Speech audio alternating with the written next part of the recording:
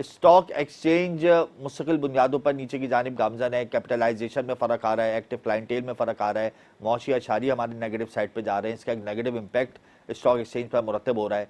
क्या समझते हैं आइंदा आने वाले दिनों में क्या मौशी अशारिये बेहतर से जा सकते हैं? क्या इसका एक पॉजिटिव इम्पैक्ट आइंदा आने वाले दिनों में ट्रेडिंग पर मुरतब होगा? देखिए, बहुत बहुत शुक्रिया आपका। जो आपने बात की कि किसी भी मुल्क का स्टॉक एक्सचेंज जो है वो उसकी इकोनॉमी का बैरोमीटर होता है, वो बिल्कुल ठीक है। लेकिन हमने साथ साथ ये भी देखना है कि क्या डायनामिक्स हैं, क्या हालात हैं। आज स्टॉक मार्केट की तंजली की वजह खुदा ना खास्ता ये नहीं है कि हमारे इकोनॉमिक इंडिकेटर्स जो हैं वो बड़ी होपलेस कंडीशन में है। नहीं, ऐसा नहीं है। स्टॉक एक्सचेंज की अगर अपनी वो देख लें तो मैं समझता हूँ कि स्टॉक एक्सचेंज में दो बेसिक वजूहत हैं जिनकी बिना पर हम स्टॉक एक्सचेंज के इंडेक्स में जो है वो कोई वाइब्रेंसी नहीं देखते।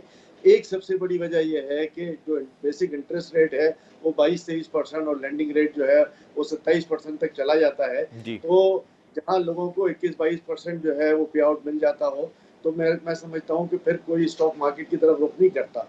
दूसरी बड़ी बात यह है कि जो डिविडेंड पे आउट है, जो एवरेज हमारा 6-7% है, वो भी लोगों को नहीं मिल पा रहा। जहाँ कंपनीज जो है वो बिलियंस में मुनाफा कर रही हैं, वहाँ मेरा ख्याल है कि 50 पैसे और 60 पैसे और 70 पैसे डिविडेंड देने की बातें कर रही है।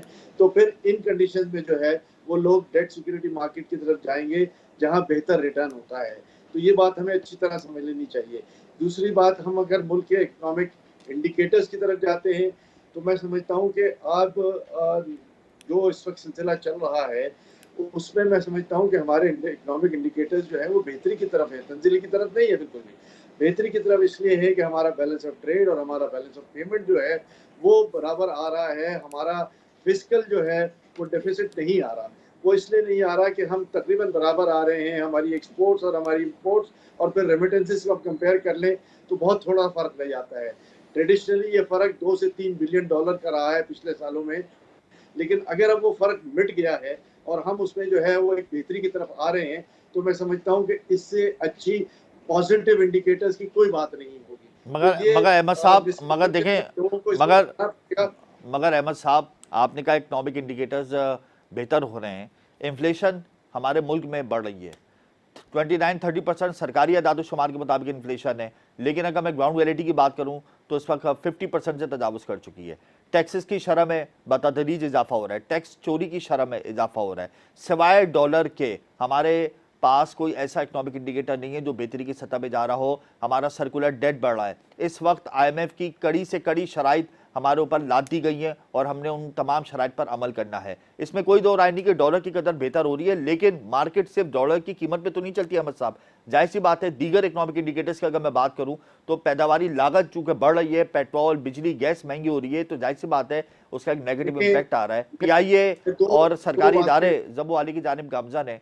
तो स्टैटिस्टिक्स ब्यूरो के इदाद शुमार कुछ और हैं, स्टेट बैंक के इदाद शुमार कुछ और हैं। स्टैट्स ब्यूरो कहता है कि इम्पोर्ट हमारी बढ़ी है और स्टेट बैंक कहता है कि हमारी इम्पोर्ट कम हुई है। तो ये तमाम इंडिकेटर्स तो हैं ना जो परेशान कौन है हमारे। देखिए, मैं आपको एक बात बताऊं कि अगर आप इन्फ्लेशन की बात कर रहे हैं और कह रहे हैं कि 28-29% की बात है, तो पिछले महीनों में ये 37-38% पे चला गया जी। था। अब रियल इन्फ्लेशन जो है ज़ाहिर है 50% और फिर अब 40% और 35%, हम उस लेवल की बात कर लें तो 37-38% का ऑफिशियली डिक्लेयर्ड का अगर 27-28% हो जाता है तो 10% इसमें बेहतरी भी है। और मैं आपको यकीन दिलाता हूँ कि सितंबर का जो फिगर आएगा अभी, जो अक्टूबर के फर्स्ट वीक में आएगा, तो हम इंशाल्लाह, मेरा ख्याल है कि 20-22% के लेवल पे चले जाएंगे। ये एक बहुत बड़ी पॉजिटिव डेवलपमेंट है।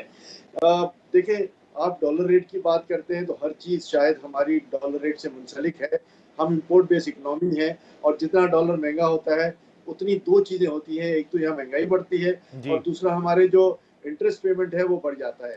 तो आज दो चीज़ों की ज़रूरत है, एक तो डॉलर रेट जो है उसकी एक्चुअल वैल्यू पे आ जाए जो इस वक्त 200 टू 89-90 के दरमियान है। और मैं समझता हूँ कि एक जो पहला स्टेज होगा वो 280 का स्टेज होगा और फिर बतदरीज जो है वो इस पर हम तंजली देख सकते हैं।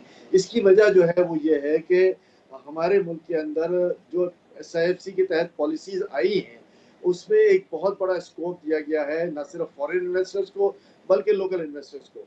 मैं आपको ये दावे और यकीन के साथ कहता हूँ कि SIFC का जो प्लान है उसकी अगर इम्प्लीमेंटेशन भी शुरू हो जाती है तो इंशाल्लाह हम बहुत जल्द पाकिस्तान में एक बहुत बड़ा इन्वेस्टमेंट भी देखेंगे और पाकिस्तान में जो डॉलर की शरह है वो भी जो है वो काफ़ी हद तक कमी आ जाएगी।